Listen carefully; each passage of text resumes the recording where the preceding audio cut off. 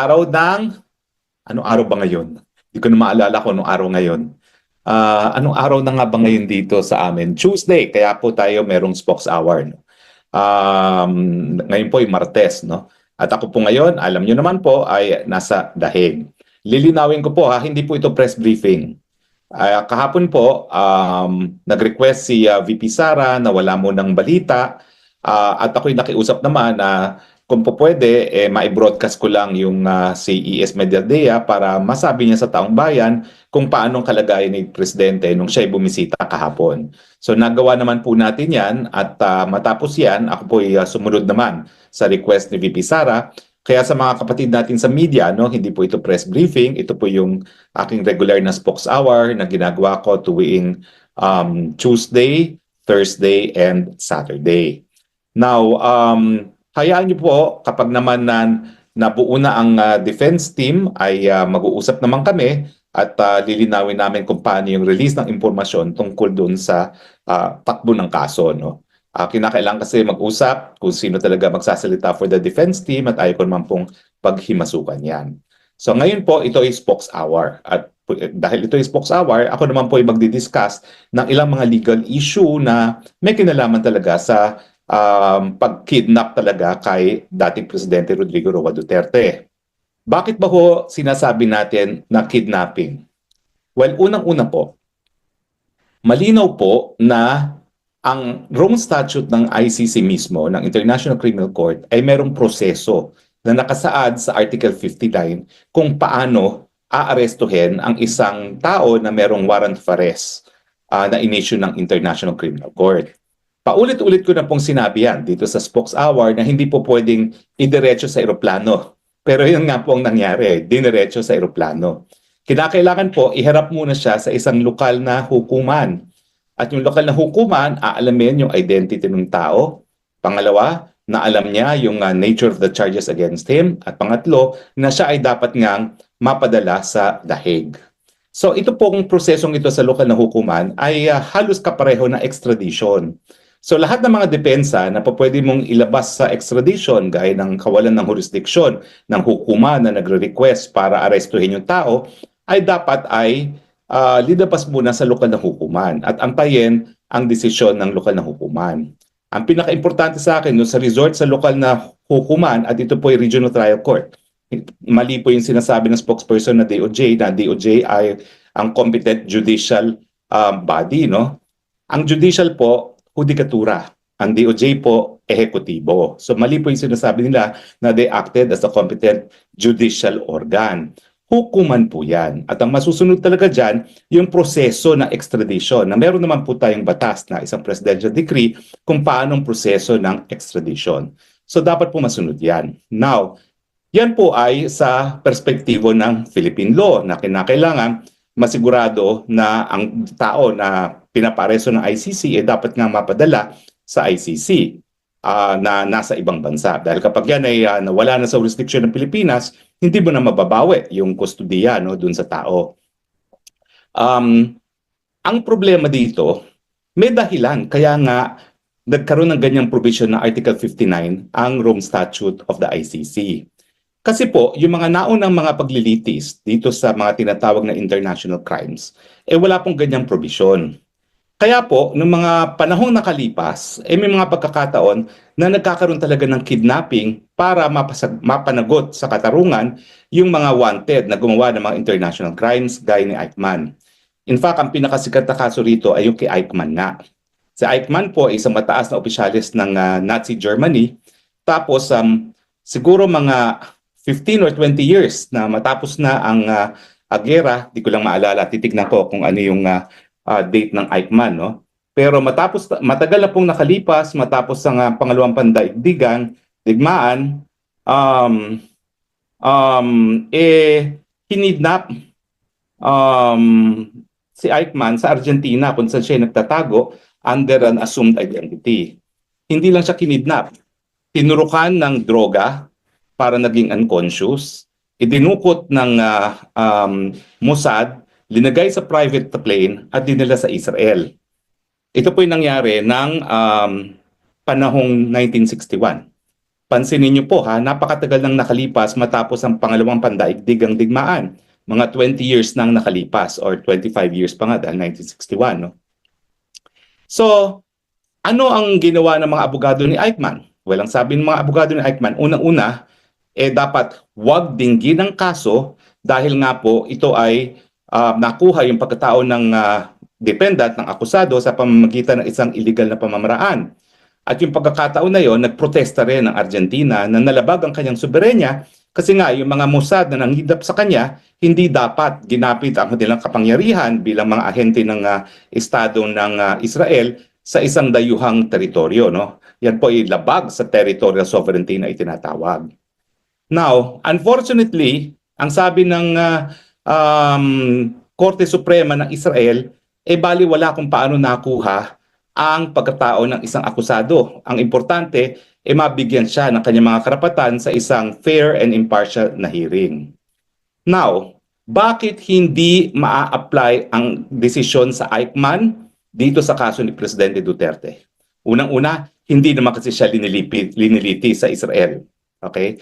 Pero pangalawa, malaki kasi yung pagkakaiba nung legal na basihan sa pagkakalitis kay Eichmann dito sa kaso ni Presidente Duterte.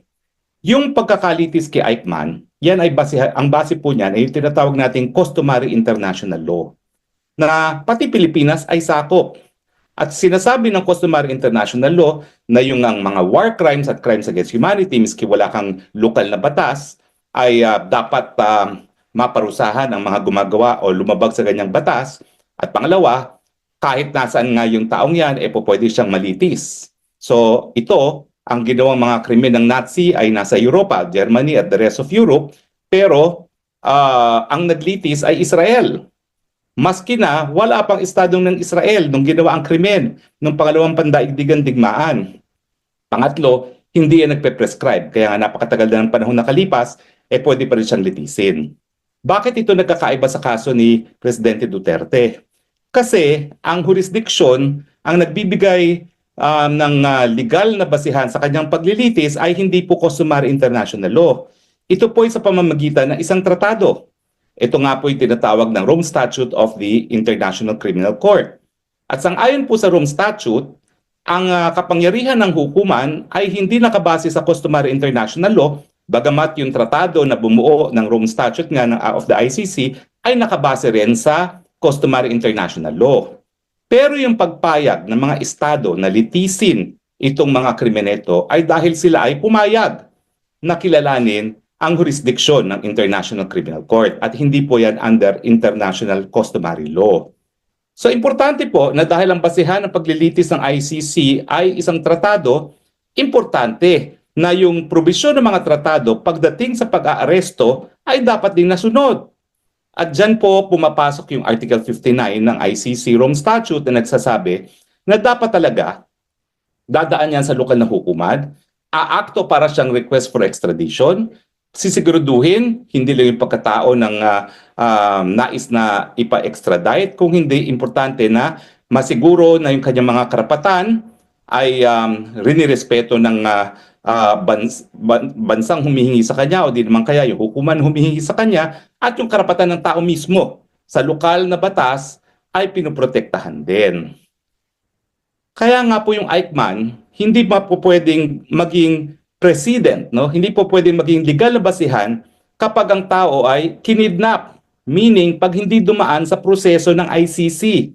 Kasi nga po, iba yung legal na basihan sa paglilitis pag sa ICC at iba naman yung basihan kapag lilitisin ka under customary international law. Sa katunayan po, under customary international law, kahit sinong mga batas po pwedeng litisin ang isang suspect na gumawa ng international crime gaya ng war crimes o crimes against humanity kahit saan man ginawa yung krimen na yon. Pero dahil ito ay sa ICC, dapat sinunod ang probisyon ng Rome Statute.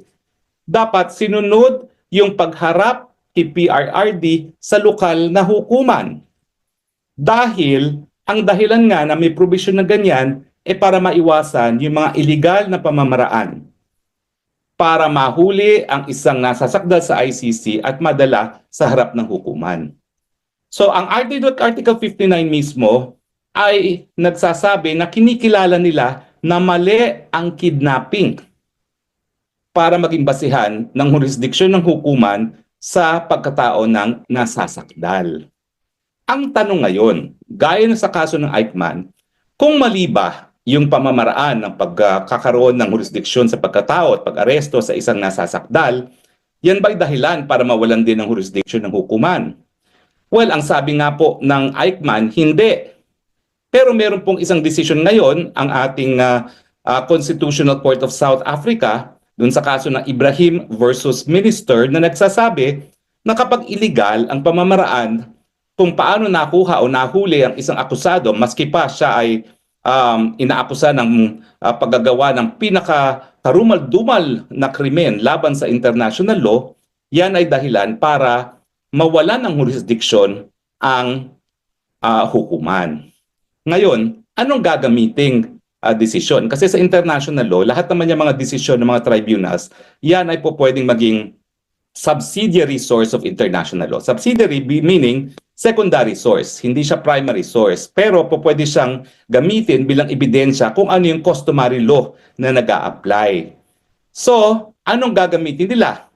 Well, natural, ako, gagamitin ko yung Rome Statute mismo na patunay na talagang ang tinatanggap ngayong prinsipyo ay kinakailangan legal ang pamamaraan ng pag-aaresto. Yan ang dahilan kung bakit yung mga bansa na sumapi sa International Criminal Court ay nagsabi na kinakailangan bago ipadala sa ICC, iharap muna sa lokal na tribunal ang pagkatao ng akusado nang masigurado na yung mga illegal na pamamaraan para magkaroon ng jurisdiksyon ng hukuman ay hindi nagamit para sa paghuli ng akusado. Ang problema, meron 3 kaso na nadesisyonan sa ICC, yung Bamba at saka yung isa pa parang Lubanga, tapos may isa pa nakalimutan ko, D yung kaso, no? Na nagsasabi na yung pamamaraan ng pag-aresto ay hindi raw makakaapekto sa jurisdiksyon. Pero sa 3 desisyon na yan, sinabi naman ng hukuman na didepende rin yan kung gaano katindi yung paglabag sa karapatan ng akusado. Pero sa aking paningin, yung paraan na ginawa nila para mahuli si dating Presidente Duterte ay nagresulta sa napakatinding paglabag sa kanyang karapatan. Unang-una, nakita nyo naman, sabi nila doon sa kanilang sinumite na sa habeas corpus na sinampa namin para kay Congressman Pulong na binasahan daw siya nung warrant of arrest. Hindi po totoo yan. Kasi wala pong pinakitang warrant of arrest. In fact, nagkaroon lang siya ng access sa warrant of arrest ngayong araw na ito. Kasi kagabi, bago pumasok sa detention facility si Attorney Kaufman, nagpa-print sa akin ng isang kopya ng warrant of arrest. At ngayon pa lang nabasa ni Presidente yung warrant of arrest laban sa kanya. Ilang araw na nakalipas matapos na siya ay naaresto at napadala rito sa dahig. Pangalawa, hindi lang niya nakita ang warrant of arrest, hindi rin siya sinabihan ng kanyang mga karapatan. Ang binasa lang ni General Torre, at nakita ko naman ito sa Facebook, ay yung mga karapatan ng akusado sa lokal na hukuman. Hindi naman sinabi na meron din siyang karapatan na iharap sa lokal na hukuman at ang pinaka-importante pa na meron siyang karapatan na humingi ng interim relief for provisional liberty sa lokal na Pilipinas na hukuman. Kaya nga po mali sinasabi din nung Castro na dito daw sa Hague haharap sa lokal na hukuman ang presidente. Hindi po. Diretso na siya sa ICC, hindi na dumaan sa lokal na tribunal. So nakikita nyo na yung mga tao ng administrasyon, hindi alam ang sinasabi nila. Yung sabi ng spokesperson na DOJ na sila ang competent judicial organ, ehekutibo po sila, hindi sila hukuman. At saka yung sinasabi ni Castro na lokal na Dutch court daw, hindi po, Pilipinong hukuman iyon. At dahil hindi nga sumunod sa provision ng Article 59, naging kidnapping. Saan ka naman nakakita? Inaresto. Hindi binigyan ng copy ng warrant of arrest, hindi isinabi ang kanyang karapatan sa ilalim ng Rome Statute of the ICC na naging legal na basihan kung bakit naaresto ang dating presidente. Ngayon, Anong remedyo? Well, tsaka na natin pag-usapan yan kasi nga hindi pa buo ang kompleto ang defense team. No? At ako naman po, bahala si Presidente Duterte kung sinong pipiliin niyang mga abogado. Sa ngayon po, ang napirmahan pa lang niya si Kaufman at tsaka si Attorney Medaldea. Wala pa po akong nalalaman kung napirmahan na, bagamat kanina po, nakatanggap ako ng email sa detention facility na hinihingi yung passport ko, yung PDF version na aking passport. No? Importante po kasi makapasok ka doon as a prospective counsel, tapos ikukumpirma ni Presidente na isa ka sa kanyang mga abogado. Pero okay lang po yan, miski hindi ako makuha ang abogado sa ICC, ako naman po talaga ang advisor ni Presidente Duterte pagdating sa ICC 2018 pa. Siguro, ang pagkakamali talaga naman pong dahil hindi naintindihan ng marami ang anyo ng ICC, sa tingin nila baka imposible mangyari ang mga nakikita na natin ngayon.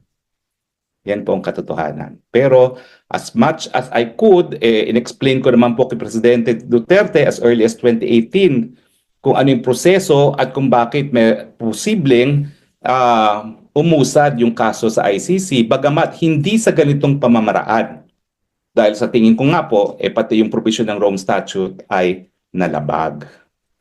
Now, natanggap ko rin po kanina yung order na kinakailangan na mag-reply doon sa sagot ng gobyerno doon sa habeas corpus. Dahil tayo po ay naghain ng habeas corpus para kay Kong Pulong. Hindi na po ako magsasalita dyan dahil yan po ay nakabinbin na sa Korte Suprema.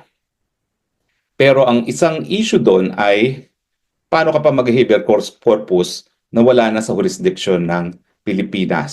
Okay?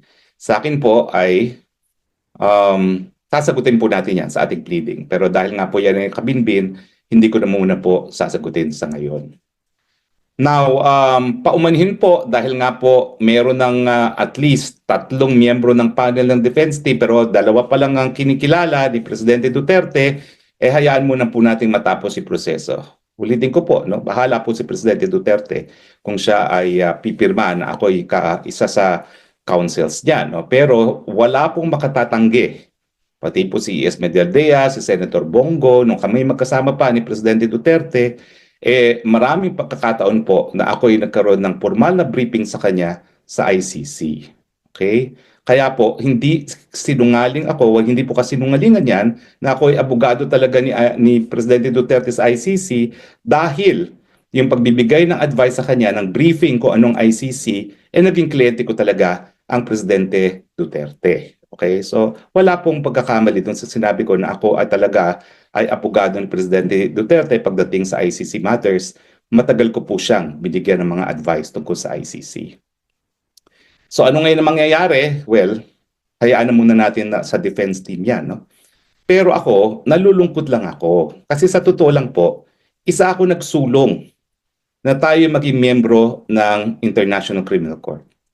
Ako po talaga ay kabahagi ng PCICC, yung Philippine Committee for the ICC. Dahil naniniwala po ako na kapag ang lokal na hukuman ay hindi gumagana gaya ng kapag nagkakagera, gaya ng Rwanda, gaya ng Sierra Leone, at walang po pwedeng magbigay ng katurungan sa mga biktima, dapat meron talagang hukuman na may ganyang kapangyarihan. Pero, alam ko rin po, dahil practical naman po ang konsiderasyon, na kapag merong lokal na hukuman na gumagana, sila dapat ang maglitis. Bakit? Kasi unang-una, yan yung konsepto ng soberenya na nagsasabi na meron talagang exclusive right na maglitis at magparusa sa lahat ng mga lumalabag sa batas sa kanyang teritoryo ang Estado.